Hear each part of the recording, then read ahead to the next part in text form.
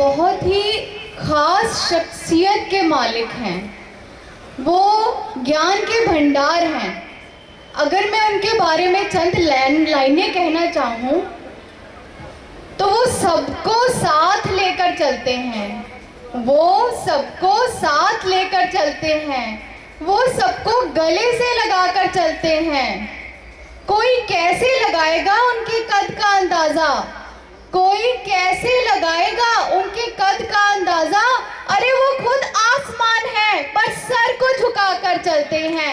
साथियों, जोरदार तालियों के साथ खड़े होकर स्टैंडिंग ओवेशन के साथ स्वागत करते हैं हम पैगाम के संस्थापक, बहुजनों के लीडर सरदार तेजिंदर सिंह झल्ली जी का। खड़े होकर जोरदार तालियों से स्वागत करते हैं हम।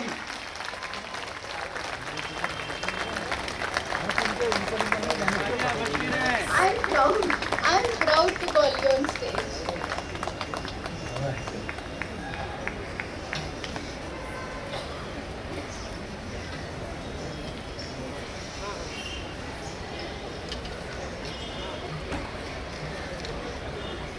आज के इस सम्मेलन में जो scheduled caste, scheduled tribe, other backward classes तथा माइनॉरिटी कम्युनिटी की ओर से भारत की राजधानी दिल्ली में ऑर्गेनाइज चल रहा है। इस फंक्शन में मंच पर बैठे हमारे बुद्धिजीवी स्पीकर साहबान तथा पंडाल में बैठे हमारे सोशल वर्कर, बुजुर्गों, माताओं, नौजवानों तथा बच्चों, मैं आपके सामने कुछ समय के लिए दो चार बेसिक बातें करनी है। आप लोगों ने खाना तो खा लिया है और जो अभी खाना खा रहे हैं वो भी 5-7 मिनट में वेले होकर पंडाल में आ जाएंगे, क्योंकि बाबा साहब ने कहा था मेरे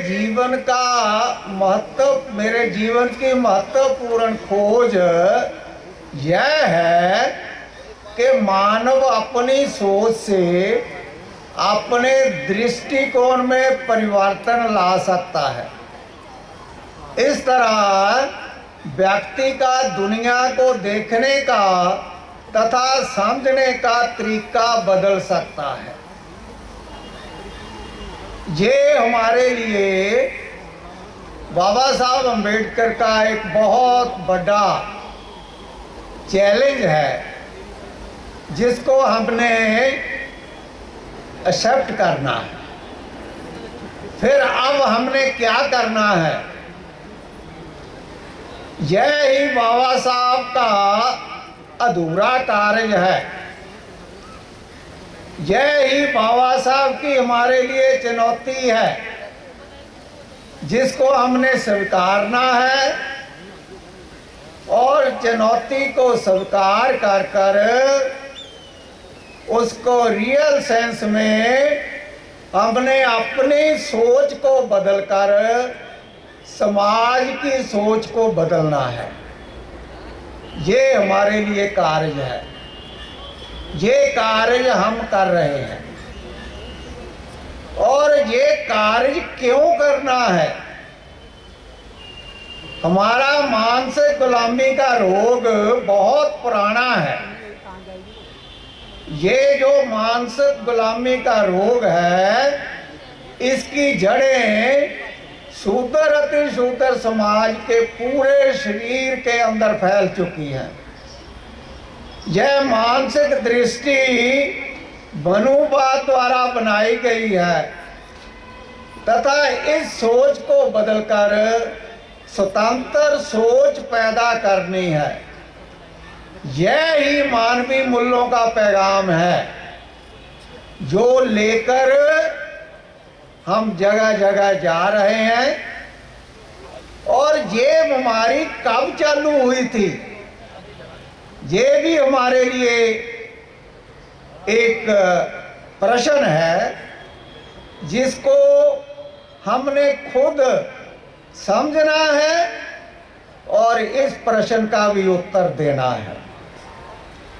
हजारों सालों से ब्राह्मण मेहनत कश लोगों को मिसगाइड तथा मिसलीड कर रहा है।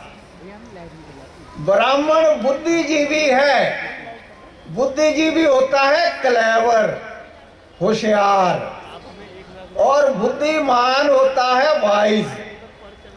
ब्राह्मण बुद्धिजीवी है, क्लेवर है, परंतु वो बुद्धिमान या सियाना नहीं है और वो बुद्धिमान हो भी नहीं सकता। ये उसकी फितरत है। चौथी बात, हम कैसे सफल हो सकते हैं, क्योंकि हम जो कर रहे हैं वो सफलता के लिए कर रहे हैं, लेकिन सफल होने का रास्ता तो होना चाहिए।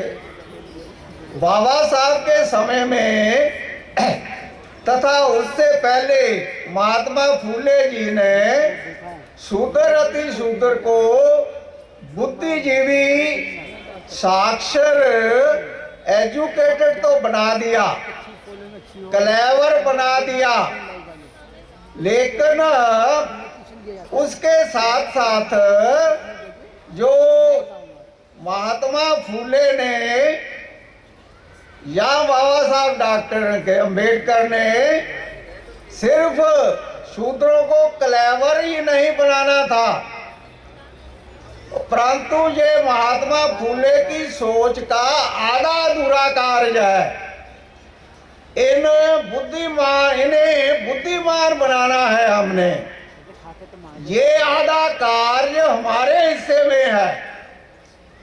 अगर हम ये शूद्र अति शूद्र समाज को बुद्धिमान, वाइज बना सके तो हम बाबा साहब डॉक्टर अम्बेडकर और महात्मा फूले का जो हमारे ऊपर कर्ज है वो हम कर्जा उतार सकेंगे।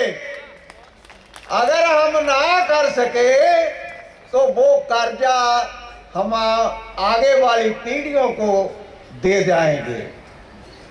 इसलिए हमारे पास ये एक और मैसेज है। इस तरह सेठ जी भट्ट जी शूद्र अति शूद्र समाज को अज्ञानी बनाकर चालाकी से अपनी सेवा के लिए इस्तेमाल कर रहा है और फिर बरतने के बाद मूर्ख बनाकर हमें वो कूड़े के ढेर में डाल देता है। ये जो इस देश का मनुवादी समाज है, ये ब्राह्मण बढ़िया समाज है, ये बाकी के जो 80% शूद्र समाज है, पछड़ा वर्ग है या अछूत लोग हैं, उनको आगे बढ़ने ही नहीं देता। इसलिए भारत देश एक राष्ट्र नहीं बन सका। इस तरह शूद्र अति शूद्र समाज के मन में जाति पाति, अंधविश्वास, द्वेष, ईर्ष्या, घृणा, दुश्मनी तथा नरक स्वर्ग की सोच ही भर दी गई है। इस तरह देश एक राष्ट्र ना बन सका और अभी तक गुलामी झेल रहा है। और अब हम इंसानों जैसा जीवन कैसे जी सकते हैं? जिस दिन शूद्रों में अपना कार्य उतारने के लिए तथा अपना फर्ज पूरा करने के लिए बाबा साहब तथा महात्मा फूले कोई चैलेंज को स्वीकार कर लिया, उसी दिन हमारा आज ये पवित्र कार्य आरंभ हो जाएगा। लेकिन ये कार्य होगा कब? जैसे ही शूद्र समाज के बुद्धिजीवी जो क्लेवर लोग हैं वो बुद्धिमान बनकर शूद्र समाज के सेवादार बनकर मैदान में आ गए, उसी दिन ही ये काम चालू हो जाएगा। इसलिए समझ लीजिए, आकाश से छोड़े गए तीर की आखिरी मंजिल जो है वो धरती ही होती है। इसलिए धरती ऊपर संभल कर हमने अपना पांव टिकाए रखना है, हवा में उड़ने की कोशिश नहीं करनी। हम बहुत कोशिश कर रहे हैं, लेकिन हमारा पांव तिलकता जा रहा है, हर दहा गिर रहे हैं। पीछे पीछे चलना तो पेड़ों की आदत होती है, उनका ये चलन ही इरादों को तोड़ देता है। मुश्किल में यद्यपि जमाना छोड़ जाए, पक्का इरादा तो दरियाओं के रुख मोड़ देता है। महत्वाकांक्षा एक चीज होती है और आत्म सम्मान दूसरी चीज होती है। इन दोनों का जो अंतर है उसको समझना बड़ी जरूरी चीज है। जेकर जर्नैल काबल ना हो तब फौज जीत कर भी हार जाती है। सफल जर्नैल की परख उस समय होती है जब समुद्र उफान में हो। साधारण मौसम में तो हर मलाह सफल हो जाता है, सब किश्तियां किनारे लग जाती हैं, लेकिन जब वर्षा ऋतु हो और तूफान आया हो, उस समय किश्ती को किनारे लगाना वो सफल मलाह का कार्य है। इसलिए हम आज इस अवस्था में हैं, इस अवस्था में जे शूद्र अति शूद्र और पछड़ा वर्ग समाज को किनारे लाना और इनको सत्ता के लिए कॉम्पिटेंट बनाना, इनको अपने पांवों पर खड़ा करना, ये आज हमारी जिम्मेदारी बन जाती है। हर प्राणी की एक महत्वपूर्ण कांक्षा होती है और दूसरा आत्म सम्मान होता है। ये महत्वाकांक्षा और आत्म सम्मान ये दोनों एक दूसरे के पूरक भी हैं, एक दूसरे के सपोर्टर भी हैं, लेकिन एक दूसरे के विरोधी भी है। इसको समझना हमारे कार्यकर्ता के लिए बहुत जरूरी है। जब हम संस्था के साथ जुड़ते हैं तो बिगिनिंग में हमारे अंदर महत्वाकांक्षा होती है और हमारी महत्वाकांक्षा आत्म सम्मान से बहुत बड़ी होती है और बड़ी होनी चाहिए।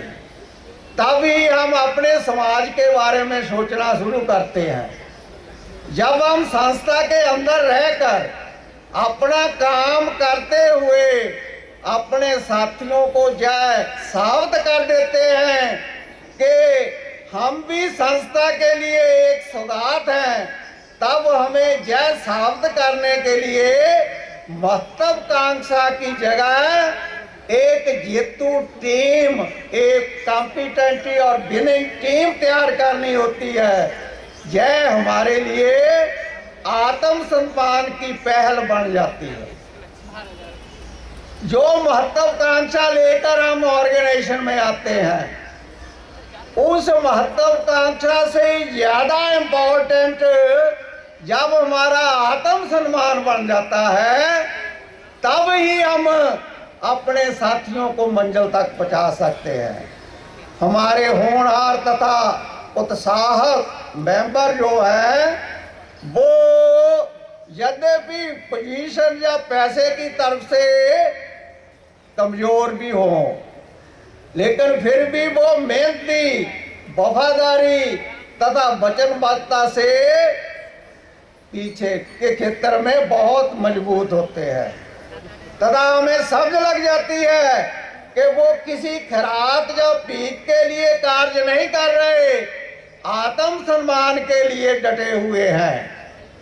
इधर जब हम आत्म सम्मान के लिए कार्य करना चालू कर देंगे तो फिर हमारी महत्वाकांक्षा हमारे से दूर हो जाएगी, क्योंकि पहले हम इधर महत्वाकांक्षा के लिए आते हैं, लेकिन जब हम अपना कार्य करते करते लिए लोगों को इकट्ठा कर कर आत्म सम्मान की बात उनको पढ़ा देते हैं, फिर हमारी महत्वाकांक्षा पीछे चले जाती है।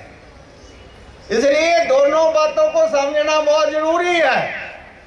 हमारी महत्वाकांक्षा हमारे आत्म सम्मान को सहयोग भी देती है और हमारी महत्वाकांक्षा साढ़े आत्म सम्मान को ठेस भी लगाती है। क्यों? तब ये कार्य होता है, जो समाज सेवी संस्था के वर्कर हैं वो आत्म सम्मान ही उनकी खून पसीने की कमाई होती है, इसको कभी भूलना नहीं चाहिए। वर्कर के आत्म सम्मान को ठेस नहीं लगनी चाहिए। यह ही एक काबिल लीडरशिप की परीक्षा है। हमने अपने वर्करों को उनके आत्म सम्मान के बारे में बताना है।